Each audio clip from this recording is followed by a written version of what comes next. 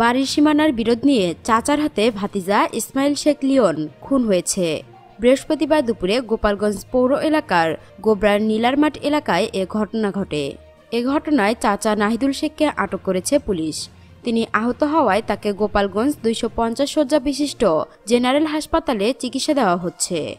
নিহত ইসমাইল শেখ লিওন গোবরার নীলারমাঠ এলাকার ইব্রাহিম শেখের ছেলে। সে সরকারি বঙ্গবন্ধু কলেজের এইচএসসি প্রথম বর্ষের ছাত্র। গোপালগঞ্জ সদর থানার পরিদর্শক তদন্ত শীতলচন্দ্র পাল জানিয়েছেন, বসতবাড়ির সীমানার প্রাচীর নিয়ে ইব্রাহিম শেখের সঙ্গে চাচাতো ভাই নাহিদুল শেখের বিরোধ চলে আসছিল।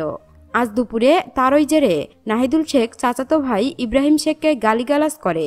ইব্রাহিম শেখের ছেলে ইসমাইল শেখ লিওন গালিগালাজ করতে নিষেধ করলে চাচা নাহিদুল শেখ তার কাছে থাকা ধারালো লোহার রড লিওনের পেটে ঢুকিয়ে দেয়। এ সময় চাচা নাহিদুল শেখও আহত হন।